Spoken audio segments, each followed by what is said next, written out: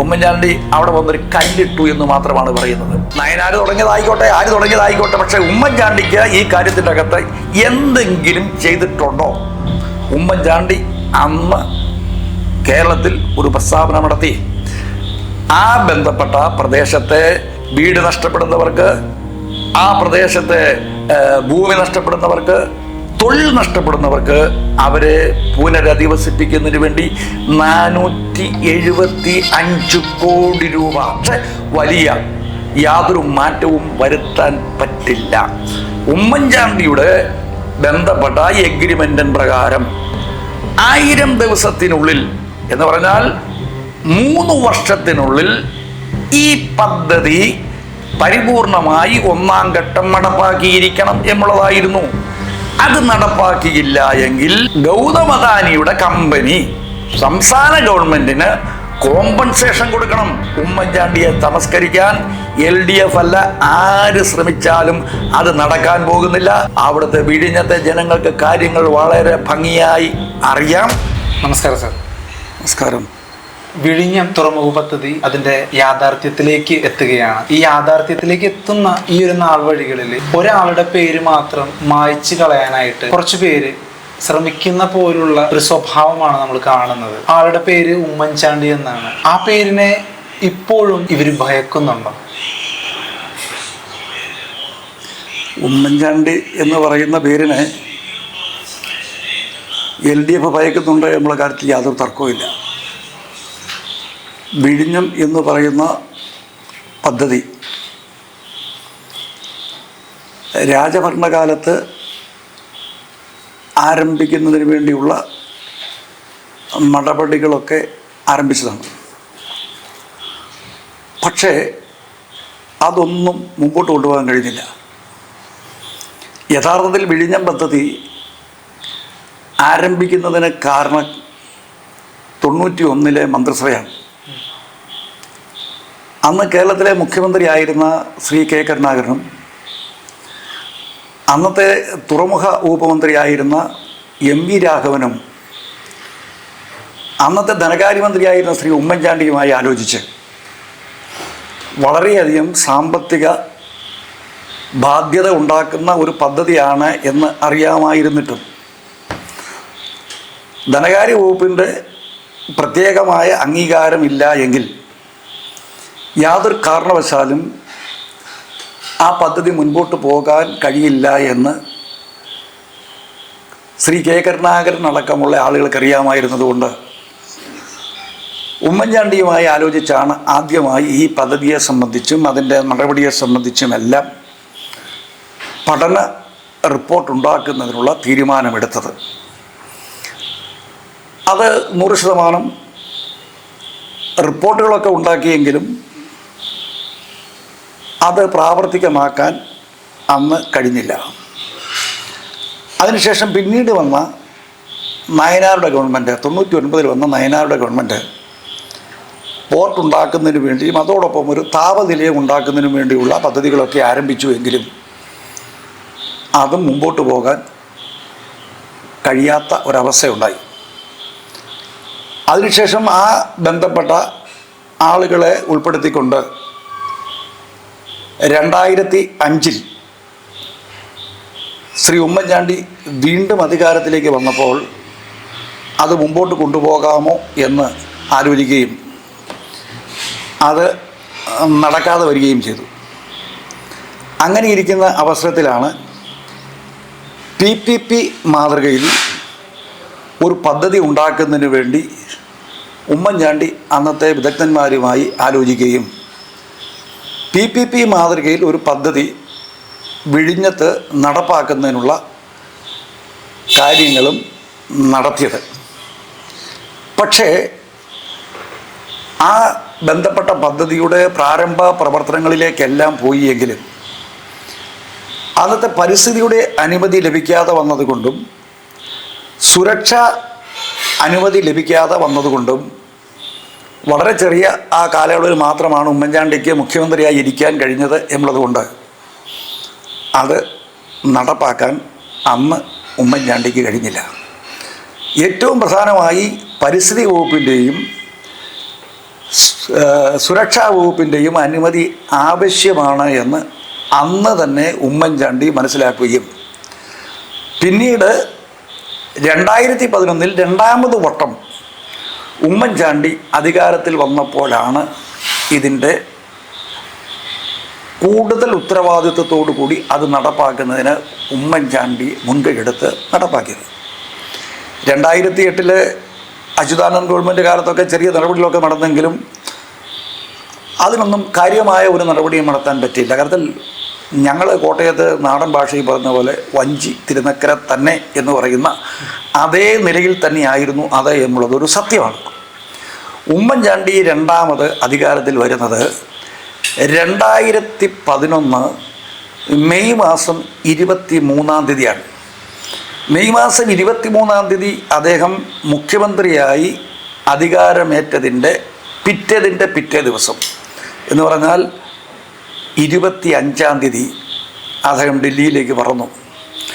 ഡൽഹിയിലേക്ക് പറന്ന് അന്നത്തെ കോൺഗ്രസിൻ്റെ അഖിലേന്ത്യാ പ്രസിഡന്റ് സോണിയാഗാന്ധി അടക്കമുള്ള നേതാക്കന്മാരെയും പ്രധാനപ്പെട്ട നേതാക്കന്മാരെയും VK ആന്റണി അടക്കമുള്ള നേതാക്കന്മാരെയും എല്ലാം അദ്ദേഹം സന്ദർശിച്ചതിന് ശേഷം പ്രധാനമായി 2 മന്ത്രിമാരെ അന്ന് അദ്ദേഹം കണ്ടു. അദ്ദേഹം കണ്ടതിനുള്ള ഏറ്റവും പ്രധാന കാരണം ഈ വിഴിഞ്ഞം പദ്ധതി നടപ്പാക്കണം. 2005 അദ്ദേഹം അത് തുടങ്ങുന്നതിനുള്ള നടപടികൾ സ്വീകരിച്ചു എങ്കിലും പാരിസ്ഥിതിക വകുപ്പിൻ്റെയും സുരക്ഷാ വകുപ്പിൻ്റെയും ഒന്നും അംഗീകാരം കിട്ടാത്തത് കൊണ്ട് ആ ബന്ധപ്പെട്ട വകുപ്പിൻ്റെ മന്ത്രിമാരെ കാണുന്നതിനാണ് അദ്ദേഹം അവിടെ സമയം ചെലവഴിച്ചത്. അവരെ കാണുകയും അവരുടെ അംഗീകാരത്തോടു കൂടി അടുത്ത നടപടിയിലേക്ക് അദ്ദേഹം ആരംഭിച്ചു. ആ നടപടിയെ തുടർന്നാണ് പരിസ്ഥിതി അനുകൂലമായ നടപടി കിട്ടുന്നതിന് വേണ്ടിയുള്ള ശ്രമങ്ങൾ അദ്ദേഹം നടത്തിയത്. പരിസ്ഥിതി അനുകൂലമായ തീരുമാനമുണ്ടാകണമെന്നുണ്ട് എങ്കിൽ വലിയ പഠനങ്ങൾ വേണം. അത് 4 ചാപ്റ്ററായിട്ടുള്ള 4 ഭാഗമായിട്ടുള്ള നടപടിയാണ് വേണ്ടത്. 6 മാസം വീതമുള്ള പരീക്ഷണങ്ങൾ കാര്യങ്ങളെല്ലാം പഠിച്ചതിന് ശേഷം മാത്രമേ അതിന് അനുമതി നൽകാൻ കഴിയുകയുള്ളൂ എന്നുള്ളതുകൊണ്ട് 2011 തന്നെ അതിൻ്റെ പഠനത്തിന് വേണ്ടിയുള്ള നടപടികൾ ഉമ്മൻചാണ്ടി മുൻകൈയെടുത്ത് ബന്ധപ്പെട്ട കാര്യങ്ങളെല്ലാം ചെയ്യുകയും അതിനുശേഷം പരിസ്ഥിതിയുടെ അനുമതി ലഭിക്കുകയും ചെയ്തു. പരിസ്ഥിതി അനുമതി ലഭിച്ചതിന് ശേഷം സുരക്ഷാ നടപടികൾക്ക് വേണ്ടിയുള്ള കാര്യങ്ങൾക്ക് വേണ്ടി അന്ന് ശ്രീ AK ആന്റണിയുമായി ബന്ധപ്പെട്ട ശ്രീ ഉമ്മൻചാണ്ടി വളരെ ഗൗരവമായി അതിൻ്റെ കാര്യങ്ങളിലേക്കെല്ലാം മുമ്പോട്ട് നീക്കി. 2013 പരിസ്ഥിതി വകുപ്പിൻ്റേതായ അനുമതി ലഭിച്ചത് എങ്കിൽ അപ്പോൾ ഈ പദ്ധതി എങ്ങനെ നടപ്പാക്കും എന്നതിനെ സംബന്ധിച്ച് എല്ലാവരുമായി ആലോചിക്കുകയും ആ ആലോചന പ്രകാരം അതിൻ്റെ ബന്ധപ്പെട്ട ടെൻഡർ വിളിക്കുന്നതിനും ആഗോള ടെൻഡർ വിളിക്കുന്നതിനുമെല്ലാം അന്നത്തെ മന്ത്രിസഭ തീരുമാനിച്ചു. ആഗോള ടെൻഡർ വിളിച്ചു. ആഗോള ടെൻഡർ വിളിച്ചപ്പോഴേക്ക് ചൈനീസ് കമ്പനികൾ വന്നാൽ എന്ത് ചെയ്യുമെന്നൊരു പ്രശ്നമായി. ചൈനീസ് കമ്പനി വന്നാൽ അവർക്ക് അനുവാദം കൊടുക്കാൻ കഴിയില്ല എന്ന് കേന്ദ്രത്തിൽ നിന്നുള്ള പ്രത്യേകമായ വാക്കാലുള്ള നിർദ്ദേശമുണ്ടായി. അങ്ങനെ പല കാര്യങ്ങളൊക്കെ ഉണ്ടായി എങ്കിലും അത് ഉമ്മൻചാണ്ടി ആ കാര്യത്തിൻ്റെ അകത്ത് യാതൊരു വിട്ടുവീഴ്ചയുമില്ലാതെ അതിൻ്റെ നടപടിയിലേക്ക് പോയി. അതിനോട് ബന്ധപ്പെട്ട ടെൻഡർ അവിടെ ബന്ധപ്പെട്ട് പ്രസിദ്ധീകരിച്ചു. ടെൻഡർ പ്രസിദ്ധീകരിച്ചുവെങ്കിലും ഏതാണ്ട് ഒരു ടെൻഡറിന് അവിടുത്തെ ആപ്ലിക്കേഷന് അന്ന് 8 ലക്ഷം രൂപയാണ്. പല ആളുകൾ ടെൻഡർ വാങ്ങി, ആപ്ലിക്കേഷൻ വാങ്ങി. പക്ഷേ ആരും ആപ്ലിക്കേഷൻ പൂരിപ്പിച്ച് ഫില്ല് ചെയ്ത് ഗവൺമെൻറ് മുമ്പിൽ സമർപ്പിച്ചില്ല. അങ്ങനെ വന്നപ്പോൾ ഇതെങ്ങനെ നടത്തും എന്നതിനെപ്പറ്റി ആലോചനയായി. അങ്ങനെ ആലോചന വന്നപ്പോഴേക്കാണ് ഇന്ത്യയിൽ ഇതേപോലെയുള്ള പോർട്ടുകൾ നടത്തിക്കൊണ്ടിരിക്കുന്നത് ഗൗതം അദാനിയാണ് എന്ന് മനസ്സിലാക്കുകയും ഗൗതം അദാനിയെ എങ്ങനെയെങ്കിലും ഇവിടേക്ക് കൊണ്ടുവരുന്നതിനും വേണ്ടിയുള്ള നടപടികൾ ഉമ്മൻചാണ്ടിയുടെ ഭാഗത്തു നിന്ന് ഉണ്ടായത്. അതിന് ഉമ്മൻചാണ്ടിയെയും കേരള ഗവൺമെൻറ്റിനെയും സഹായിച്ചത് അന്നത്തെ കേന്ദ്രമന്ത്രിയായിരുന്ന ശ്രീ KV തോമസാണ്. KV തോമസ് ഇന്ന് ഇടതുപക്ഷമാണ്, ഇടതുപക്ഷ അനുയായി മുമ്പോട്ട് പോകുന്നു. എങ്കിലും അദ്ദേഹം തന്നെ കഴിഞ്ഞ ദിവസങ്ങൾ തന്നെ പറഞ്ഞിരിക്കുന്നു, അദ്ദേഹത്തിൻ്റെ വീട്ടിലാണ് യോഗം കൂടിയത്. അദ്ദേഹത്തിൻ്റെ വീട്ടിൽ വെച്ച് ഒരു ബ്രേക്ക്ഫാസ്റ്റ് പാർട്ടി നടത്തി. ആ പാർട്ടിയിൽ വെച്ച് ഉമ്മൻചാണ്ടിയുമായി സംസാരിച്ചു. അങ്ങനെയാണ് ഗൗതം അദാനി ഇവിടേക്ക് വരുന്നതിനും അതിൻ്റെ നടപടികൾ നടത്തുന്നതിനും വേണ്ടി തയ്യാറായത്. അതോടൊപ്പം ബന്ധപ്പെട്ട ഗൗതം അദാനിയുടെ കമ്പനിയുമായി കരട് റിപ്പോർട്ടുണ്ടാവുകയും അതിനുള്ള പണം കണ്ടെത്തുന്നതിന് വേണ്ടിയുള്ള മറ്റ് നടപടികളൊക്കെ സ്വീകരിക്കുകയും ബന്ധപ്പെട്ട വയാബിലിറ്റി ഗ്യാപ്പ് ഫണ്ട് അപേക്ഷ നൽകാനും സംസ്ഥാന ഗവൺമെൻറ് തീരുമാനിക്കുകയും കേന്ദ്രം അതനുസരിച്ചുള്ള അപേക്ഷ സ്വീകരിക്കുകയും 2015 അതിൻ്റേതായ ആ ഫണ്ട് അനുവദിക്കാനുള്ള തീരുമാനം കേന്ദ്ര ഗവൺമെൻറ് നൽകുകയും ചെയ്തു. അന്ന് കേന്ദ്രം ഭരിച്ചുകൊണ്ടിരിക്കുന്നത് ശ്രീ നരേന്ദ്രമോദി തന്നെയാണ്. ഈ ബന്ധപ്പെട്ട പോർട്ടിൻ്റെ കോൺട്രാക്റ്റ് നടത്തുന്നത് അദാനി ആയതുകൊണ്ട് നരേന്ദ്രമോദിയുടെ ഭാഗത്ത് നിന്ന് ഒരു പരിധിവരെ സഹായമുണ്ടായി എന്നുള്ളത് സത്യമാണ്. പക്ഷേ എങ്കിലും സാമ്പത്തികമായ കാര്യങ്ങളിലും മറ്റ് കാര്യങ്ങളിലുമൊന്നും ഇവിടുത്തെ BJPയുടെ ഗവൺമെൻറ് യാതൊരു നടപടിയും നടത്തിയില്ല. അതിനനുകൂലമായ തീരുമാനങ്ങളൊന്നും എടുത്തില്ല. അതിനുശേഷം ഏതാണ്ട് പലിശരഹിത വായ്പ 795 കോടി രൂപയും വയബിലിറ്റി ഗ്യാപ്പ് ഫണ്ട് 817 കോടി രൂപയും കേന്ദ്ര ഗവൺമെൻറ് അനുവദിച്ചു എന്നുള്ളത് സത്യമാണ്. 50 വർഷത്തേക്ക് പലിശരഹിതമായ വായ്പയാണ് 795 കോടി രൂപ കേന്ദ്ര ഗവൺമെൻറ് നൽകിയത്. വയബിലിറ്റി ഗ്യാപ്പ് ഫണ്ട് അത് ഗ്രാൻഡായി കേന്ദ്ര ഗവൺമെൻറ്റിന് കേരളത്തിൽ നൽകാവുന്നതാണ്. മറ്റ് ഇതേപോലെയുള്ള പല പോർട്ടുകൾക്കും അങ്ങനെ നൽകിയിട്ടുണ്ട്. കേരളത്തിന് മാത്രം കേന്ദ്ര ഗവൺമെൻറ് അനുവദിച്ചിട്ടില്ല എന്നുള്ളത് BJPയുടെ ഒരു ചിറ്റമ്മ നയം തന്നെയാണ്. ഇപ്പോൾ ഉദ്ഘാടനം ചെയ്യുന്നതിന് വേണ്ടി വന്നിരിക്കുന്ന അവർ ഈ കാര്യത്തിൻ്റെ അകത്ത് കേരളത്തോട് കാണിക്കുന്നത് ചിറ്റമ്മ നയമാണ് എന്ന കാര്യത്തിൽ യാതൊരു തർക്കവുമില്ല. ഏതായാലും അതിനുശേഷം ശ്രീ ഉമ്മൻചാണ്ടി ബന്ധപ്പെട്ട എഗ്രിമെൻ്റ് ഉണ്ടാക്കി. എഗ്രിമെൻ്റ് അനുസരിച്ചുള്ള നടപടികൾ സ്വീകരിച്ചു. അതിനനുസരിച്ച് സ്ഥലം ഏറ്റെടുത്തു. സ്ഥലം ഏറ്റെടുക്കുന്ന അവസരത്തിൻ്റെ അകത്ത് അവിടെ ആളുകളെ കൊണ്ട് സമരം ചെയ്യിപ്പിക്കുന്നതിന് വേണ്ടി ഇടതുപക്ഷം മുൻപോട്ടേക്ക് പോയി. ആ പദ്ധതിക്കെതിരെ അഴിമതി ആരോപണം ഉന്നയിച്ചു. ഏതാണ്ട് 6,500 കോടി രൂപ മുതൽ മുടക്ക് വരുന്ന ആ പദ്ധതിയുടെ ഒന്നാം ഘട്ടം. ആ ഒന്നാം ഘട്ടത്തിൽ 5,000 കോടി രൂപയുടെ അഴിമതി ഉണ്ട് എന്ന് പറഞ്ഞ് ഉമ്മൻചാണ്ടിയെ അതിൽ നിന്ന് പിന്തിരിപ്പിക്കാനും ആ പദ്ധതി നടപ്പാക്കാതിരിക്കാനുമുള്ള നടപടികൾ LDFിൻ്റെ ഭാഗത്ത് നിന്ന് ഉണ്ടായി. ഒട്ടേറെ സമരങ്ങളുണ്ടായി. സെക്രട്ടേറിയറ്റിന് മുമ്പിൽ സമരം നടത്തി, വിഴിഞ്ഞത്ത് സമരം നടത്തി. അവിടെയെല്ലാം വലിയ കലാപ രൂക്ഷമായ സമരം തന്നെ നടത്തിയെങ്കിലും ആ കാര്യത്തിലൊന്നും ഉമ്മൻചാണ്ടി ഗവൺമെൻറ് പിൻപോട്ടേക്ക് പോയില്ല. അഴിമതിയാണ് എന്ന് പറഞ്ഞ് ഇതിനെ എങ്ങനെയെങ്കിലും അവസാനിപ്പിക്കാൻ വേണ്ടിയുള്ള നടപടികൾ സ്വീകരിച്ചു. അങ്ങനെ സ്വീകരിച്ചപ്പോഴേക്കാണ് ഉമ്മൻചാണ്ടി നിയമസഭയിൽ പറഞ്ഞു. അദ്ദേഹം പറഞ്ഞത് സംസ്ഥാനത്തിൻ്റെ താൽപ്പര്യങ്ങൾ സംരക്ഷിച്ച് വിഴിഞ്ഞം പദ്ധതി നടപ്പാക്കിയിരിക്കും. അഴിമതി ആരോപണം ഉന്നയിച്ച് ഇത് ഇല്ലാതെയാക്കാമെന്ന് വിചാരിച്ചാൽ നടക്കില്ല. ഉമ്മൻചാണ്ടി ഇതേപോലെ കർശനമായി ആരോടും ഒരു വാക്കും ഒരിടത്തും പറയുന്നതായി ഒട്ടേറെ വർഷക്കാലം അദ്ദേഹവുമായി ബന്ധമുള്ള ഒരാൾ എന്ന നിലയിൽ ഇന്നേ വരെ ഞാൻ കേട്ടിട്ടില്ല. പക്ഷേ നിശ്ചയദാർഢ്യത്തോടെ ഉമ്മൻചാണ്ടി നിയമസഭയിൽ പറഞ്ഞു, ഇത് നടത്തിയിരിക്കും, ഇതിനെ തകർക്കാൻ ശ്രമിച്ചാൽ അത് നടക്കില്ല എന്ന് ഉമ്മൻചാണ്ടി പറയുകയും ഇതിൻ്റെ അകത്ത് ഏത് അഴിമതി ആരോപണമോ ഏത് പ്രശ്നങ്ങളുണ്ട് എങ്കിലും അത് ബന്ധപ്പെട്ട് ആരോട് സംസാരിക്കാനും ഞങ്ങൾ തയ്യാറാണ്. തെറ്റുണ്ട് എങ്കിൽ അത് തിരുത്താൻ തയ്യാറാണ്. എങ്ങനെ വന്നാലും ഈ പദ്ധതി നടപ്പാക്കിയിരിക്കണം എന്ന് ഉമ്മൻചാണ്ടി പ്രഖ്യാപിച്ചു. അവിടെ ബന്ധപ്പെട്ട കക്ഷികളുടെ യോഗം വിളിച്ചു. ആ കക്ഷികളുടെ യോഗത്തിൻ്റെ അകത്ത് ആ പദ്ധതിയെ സംബന്ധിച്ചുള്ള ബന്ധപ്പെട്ട PPP എന്ന് പറയുന്ന ഏർപ്പാടിനെയും BOT എന്ന് പറയുന്ന ഏർപ്പാടിനെയും ഒക്കെയാണ് ഞങ്ങൾ എതിർക്കുന്നത് എന്ന് പറഞ്ഞ അന്നത്തെ ആളുകൾ ഇന്ന് LDFിൻ്റെ മന്ത്രിമാരായിരിക്കുന്ന മന്ത്രി കഴിഞ്ഞ ഇന്നലത്തെ യോഗത്തിൽ പ്രഖ്യാപിക്കുകയാണ് അദാനി ഞങ്ങളുടെ പാർട്ണറാണ്. അങ്ങനെ പോകുന്നു. രാഷ്ട്രീയ പാപ്പരത്വം. ഇത് നടപ്പാക്കണം എന്ന് പറഞ്ഞാൽ അത് നടപ്പാക്കാൻ ഉത്തരവാദിത്തപ്പെട്ട രീതിയിൽ എന്തു വന്നാലും അത് നടപ്പാക്കുമെന്നുള്ള നിശ്ചയദാർഢ്യത്തോടെ ഉമ്മൻചാണ്ടി മുൻപോട്ട് പോയി. നാട്ടുകാരെ സംബന്ധിച്ച് അത് നടപ്പാക്കാതിരിക്കാനുള്ള നടപടികൾ അവർ നടത്തി. അവിടുത്തെ മത്സ്യത്തൊഴിലാളികളെ അതിൽ നിന്ന് അവരെ പ്രേരിപ്പിച്ച് അവരെ ആ ബന്ധപ്പെട്ട പദ്ധതികൾ മുടക്കുന്നതിന് വേണ്ടി പരിശ്രമിച്ചു. ഉമ്മൻചാണ്ടി അന്ന് കേരളത്തിൽ ഒരു പ്രസ്താവന നടത്തി.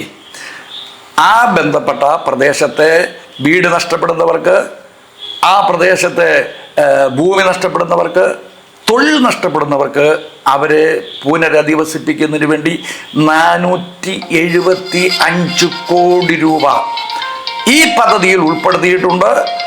ആ പദ്ധതി ഉൾപ്പെടുത്തിയിട്ടായിരിക്കും അവർക്ക് വേണ്ട നടപടികൾ സ്വീകരിച്ചിരിക്കും. അതുകൊണ്ട് വീട് നഷ്ടപ്പെടുന്നവർ ആരും തന്നെ ഈ കാര്യത്തിൻ്റെ അകത്ത് വിഷമിക്കേണ്ട എന്ന് അദ്ദേഹം പറഞ്ഞു. അതനുസരിച്ച് പണം മാറ്റിവെക്കുകയും ചെയ്തു. ഇപ്പോൾ അത് മാറ്റിവെച്ചിട്ട് 10 വർഷമായി. 9 വർഷം കഴിഞ്ഞപ്പോഴേക്ക് അവിടുത്തെ ആളുകൾ സമരം ആരംഭിച്ചു. LDF ഗവൺമെൻറ് കഴിഞ്ഞപ്പോൾ സമരം ആരംഭിച്ചു. അവിടെ ഭൂമി നഷ്ടപ്പെട്ടവർക്കും വീട് നഷ്ടപ്പെട്ടവരെയും അവർക്ക് ജീവിക്കാനുള്ള മാർഗം ഉണ്ടാക്കി കൊടുത്തത് ചില സിമെൻറ്റ് ഗോഡൗണിലാണ്. അവരെ കൂട്ടമായി സിമെൻറ്റ് ഗോഡൗണുകളിൽ താമസിപ്പിക്കുന്ന സാഹചര്യം ഉണ്ടായപ്പോൾ അവിടുത്തെ ചില മതപുരോഹിതന്മാർ അതിനെതിരെ രംഗത്ത് വരികയും ആ നാട്ടിലുള്ള മുഴുവൻ ആളുകൾ ഒറ്റക്കെട്ടായി വരികയും കോൺഗ്രസ് അടക്കമുള്ള ആളുകൾ അതിനെ പിന്തുണയ്ക്കുകയും ചെയ്തപ്പോൾ ഈ ഗവൺമെൻറ്റിന് മറ്റൊരു മാർഗമില്ലാതെ വന്നപ്പോൾ അങ്ങനെയുള്ള ആ വീടും കൂടുമെല്ലാം നഷ്ടപ്പെട്ടവരെ താമസിപ്പിക്കുന്നതിന് ചില അഡ്ജസ്റ്റ്മെൻറ്റുകൾ നടത്തി അവർക്ക് ചില വാടക വീടുകളൊക്കെ എടുക്കുന്നതിന് വേണ്ടിയുള്ള ക്രമീകരണങ്ങളൊക്കെ നടത്തി എന്നുള്ളതും സത്യമാണ്. ഈ പ്രൊജക്റ്റ് പ്രധാനമായും രണ്ട് രീതിയിലാണ് നടപ്പാക്കുന്നത്. ഒന്ന് കേന്ദ്ര ഗവൺമെൻറ് കേന്ദ്രം നടപ്പാക്കുന്ന അദാനിയുടെ കോൺട്രാക്റ്റ് അനുസരിച്ച് നടപ്പാക്കുന്ന വിഴിഞ്ഞം പോർട്ടിൻ്റെ പദ്ധതി. 2, ആ വിഴിഞ്ഞം പോർട്ടിലേക്ക് വരുന്നതിന് വേണ്ടിയുള്ള ഗതാഗതം റോഡുകൾ ഉണ്ടാക്കുന്നതിന് വേണ്ടിയുള്ളതും അതിനോട് ബന്ധപ്പെട്ടുമായ പദ്ധതി. നമ്മളുടെ ഹൈവേയിൽ നിന്ന് വിഴിഞ്ഞത്തേക്ക് വലിയ വാഹനങ്ങൾക്ക് കടന്നു വരത്തക്ക രീതിയിൽ വലിയ ബൈപ്പാസ് ഉണ്ടാക്കാൻ ബന്ധപ്പെട്ട പദ്ധതിയിൽ കേരള ഗവൺമെൻറ് ഉത്തരവാദിത്വത്തോടു കൂടി നടത്തേണ്ടുന്ന പദ്ധതി ഉണ്ട്. അതേപോലെ വിഴിഞ്ഞത്ത് നിന്ന് ബന്ധപ്പെട്ട റെയിൽവേയിലേക്ക് എത്തത്തക്ക നിലയിൽ റെയിൽ സംവിധാനങ്ങൾ ഉണ്ടാക്കുന്നതിനുള്ള പദ്ധതികൾ ഉണ്ട്. പക്ഷേ റെയിൽ സംവിധാനങ്ങൾ ഉണ്ടാക്കുന്നതിന് ഭൂമി ഏറ്റെടുക്കണം. ചില പ്രദേശത്ത് 1 സെൻറ്റ് ഭൂമി ഈ 10 വർഷമായിട്ട് ഇതേവരെ ഏറ്റെടുത്തിട്ടില്ല. അവിടെ ഹൈവേയിലേക്ക് ബന്ധപ്പെടുന്നതിനും മറ്റു ചില പദ്ധതികൾക്കും വേണ്ടി ചില പ്രദേശത്തൊക്കെ അല്പ ഭൂമി ഏറ്റെടുത്തിട്ടുണ്ട്. 10 വർഷമായിട്ടും ഇതേവരെ കേരള ഗവൺമെൻറ്റിൻ്റേതായ ഉത്തരവാദിത്വം യാതൊരു രീതിയിലും അവർ നടത്തിയിട്ടില്ല എന്നുള്ളത് സത്യമാണ്. അവിടെ തൊഴിൽ നഷ്ടപ്പെടുന്നവർക്ക് വേണ്ടി ഫിഷ് ഹാർബർ ഉണ്ടാക്കാൻ ആ പദ്ധതിയോട് ബന്ധപ്പെട്ട് നടപടിയുണ്ട്. ഫിഷ് ഹാർബറിനോട് ബന്ധപ്പെട്ട് അത് നടത്താൻ വേണ്ടി ഫിഷ് പാർക്ക് ഉണ്ടാക്കുന്നതിന് വേണ്ടി ഇതിനെല്ലാം നടപടികൾ ഉണ്ടാക്കിയിട്ട് ഈ കാര്യങ്ങൾ ചെയ്യേണ്ടുന്നത് സംസ്ഥാന ഗവൺമെൻറ്റാണ് എന്നുള്ളത് കൊണ്ട് സംസ്ഥാന ഗവൺമെൻറ് അതിനുവേണ്ടിയുള്ള യാതൊരു നടപടികളും ഇതേവരെ നടത്തിയിട്ടില്ല. എന്നിട്ട് പറയുകയാണ് ഞങ്ങളാണ് ഇതിൻ്റെ അകത്ത് ഇതെല്ലാം ചെയ്തത് എന്നാണ് ഇപ്പോൾ പറഞ്ഞുകൊണ്ടിരിക്കുന്നത്. എനിക്ക് വ്യക്തമായി വേറെ ഒരു കാര്യം കൂടി പറയാനുണ്ട്. കഴിഞ്ഞ ദിവസം കേരളത്തിലെ തുറമുഖ മന്ത്രി പറയുന്നത് കേട്ടു. ഉമ്മൻചാണ്ടി കൊണ്ടുവന്ന എഗ്രിമെൻറ്റിൽ നിന്ന് മാറ്റങ്ങൾ വരുത്തിയിട്ടാണ് ഇപ്പോൾ ഞങ്ങൾ ഇത് നടപ്പാക്കിക്കൊണ്ടിരിക്കുന്നത്. ഇതേപോലെ വലിയ വർഷങ്ങൾ കൊണ്ട് ചെയ്തു തീർക്കേണ്ടുന്ന ഒരു വലിയ എഗ്രിമെൻ്റ് ഉണ്ടാക്കിയിട്ട് ആ എഗ്രിമെൻറ്റിൻ്റെ അകത്ത് മാറ്റം വരുത്താൻ ഏകപക്ഷീയമായോ ഇരു കക്ഷികൾ കൂടിയോ ചെയ്യാൻ കഴിയില്ല. അത് വലിയ സാമ്പത്തിക ബുദ്ധിമുട്ടുണ്ടാക്കുന്ന ഏർപ്പാടുകളാണ് എന്നുള്ളത് കൊണ്ട് ഇവിടുത്തെ ബന്ധപ്പെട്ട മന്ത്രി പറഞ്ഞത് ആളുകളെ തെറ്റിദ്ധരിക്കാൻ വേണ്ടിയാണ്. അവിടുത്തെ ചെറിയ ചെറിയ അവിടുത്തെ കൽക്കെട്ട് അങ്ങോട്ട് നീട്ടണം, അല്ലെങ്കിൽ 100 മീറ്റർ അങ്ങോട്ട് നീട്ടണം, ഇങ്ങോട്ട് നീട്ടണം, അല്ലെ അവിടെ ബന്ധപ്പെട്ട ഒരു ദ്വീപ് ഉണ്ടാക്കണം. ഈ കാര്യങ്ങളൊക്കെ പറഞ്ഞാൽ അത് എക്സ്ട്രാ പണം കൊടുത്താൽ അതനുസരിച്ച് കാര്യങ്ങൾ ചെയ്താൽ നടത്താൻ പറ്റും എന്നുള്ള കാര്യത്തിൻ്റെ അകത്ത് എനിക്ക് യാതൊരു തർക്കമില്ല. അടുത്ത ഗവൺമെൻറ്റും അവർ തീരുമാനിച്ച, പക്ഷേ വലിയ യാതൊരു മാറ്റവും വരുത്താൻ പറ്റില്ല.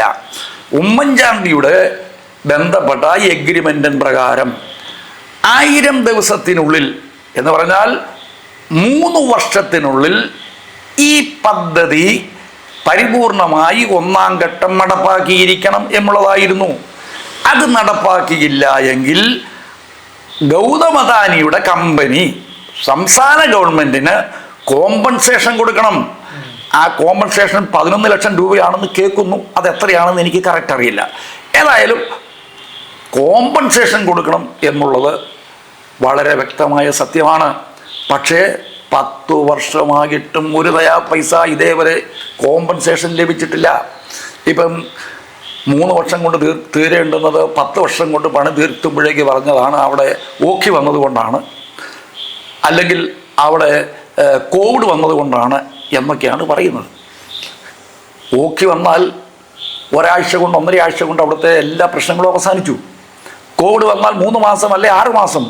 അതുകൊണ്ട് എല്ലാം പഴയതുപോലെ തന്നെ പുനഃസ്ഥാപിച്ചു.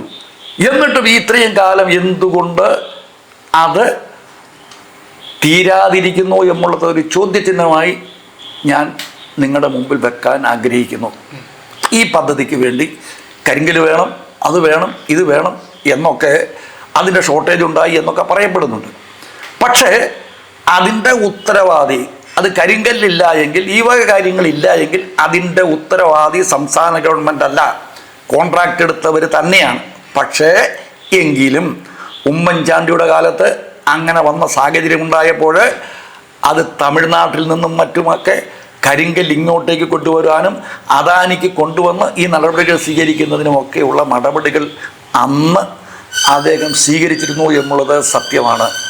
നമ്മുടെ രാജ്യത്ത് ഇതേപോലെയുള്ള ഉത്തരവാദിത്ത ബോധത്തോടുകൂടി രാജ്യത്തിൻ്റെ വികസനം ലക്ഷ്യമാക്കി നടപടി സ്വീകരിക്കുന്നവരെ തമസ്കരിച്ചുകൊണ്ട് മുൻപോട്ട് പോകുന്ന ഒരു നടപടിയാണ് ഇപ്പോൾ ഈ ഗവൺമെൻറ് സ്വീകരിക്കുന്നത്. ഇപ്പോഴത്തെ ഗവൺമെൻറ് പറയുന്നത് നായനാർ തുടങ്ങിയതാണെന്ന് പറയുന്നു. നായനാർ തുടങ്ങിയതായിക്കോട്ടെ, ആര് തുടങ്ങിയതായിക്കോട്ടെ, പക്ഷേ ഉമ്മൻചാണ്ടിക്ക് ഈ കാര്യത്തിൻ്റെ അകത്ത് എന്തെങ്കിലും ചെയ്തിട്ടുണ്ടോ? ഉമ്മൻചാണ്ടിക്ക് ഇതിൻ്റെ അകത്ത് ഏതെങ്കിലും ബാധ്യതയുണ്ടോ? ഉമ്മൻചാണ്ടിക്ക് ഈ കാര്യത്തിൻ്റെ അകത്ത് ഏതെങ്കിലും സ്ട്രെയിൻ ചെയ്തിട്ടുണ്ടോ? ഉമ്മൻചാണ്ടി ഇതിനു വേണ്ടി ഏതെങ്കിലും ഇല്ല എന്ന് ഇവർക്ക് പറയാൻ കഴിയുമോ? ഉമ്മൻചാണ്ടി അവിടെ വന്നൊരു കല്ലിട്ടു എന്ന് മാത്രമാണ് പറയുന്നത്. ഒരു വലിയ ഇതേപോലൊരു സ്ഥാപനത്തിന് ചുമ്മാ കല്ലിട്ടച്ച് പോകാൻ പറ്റുമോ?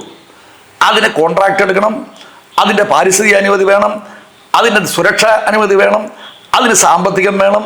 ഈ വക കാര്യങ്ങൾ എല്ലാം ഒരുക്കി കൊടുത്തതിന് ശേഷമാണ് അവിടെ കല്ലിടാൻ തീരുമാനിക്കുകയും കല്ലിട്ടതിൻ്റെ പിറ്റേ ദിവസം അവിടെ പണി ആരംഭിക്കുകയും ചെയ്തത് എന്നുള്ളത് സത്യമാണ്. ഉമ്മൻചാണ്ടിയെ തമസ്കരിക്കാൻ LDF അല്ല ആര് ശ്രമിച്ചാലും അത് നടക്കാൻ പോകുന്നില്ല. അവിടുത്തെ വിഴിഞ്ഞത്തെ ജനങ്ങൾക്ക് കാര്യങ്ങൾ വളരെ ഭംഗിയായി അറിയാം. അതുകൊണ്ട് ഉമ്മൻചാണ്ടിയുടെ പേര് വിഴിഞ്ഞത്തെ ജനങ്ങൾ ഒരിക്കലും മറക്കില്ല. കേരളത്തിലെ ജനങ്ങളും ഇതേപോലെ തന്നെ ഈ വക കാര്യങ്ങളെല്ലാം പഠിച്ചുകൊണ്ടിരിക്കുന്നവരാണ് എന്നുള്ളത് കൊണ്ട് ഉമ്മൻചാണ്ടിയെ തമസ്കരിച്ചു പോകുന്നത് അത് ഇവിടുത്തെ LDFന് ഗുണം ചെയ്യില്ല എന്നുള്ള കാര്യത്തിൽ യാതൊരു തർക്കവുമില്ല.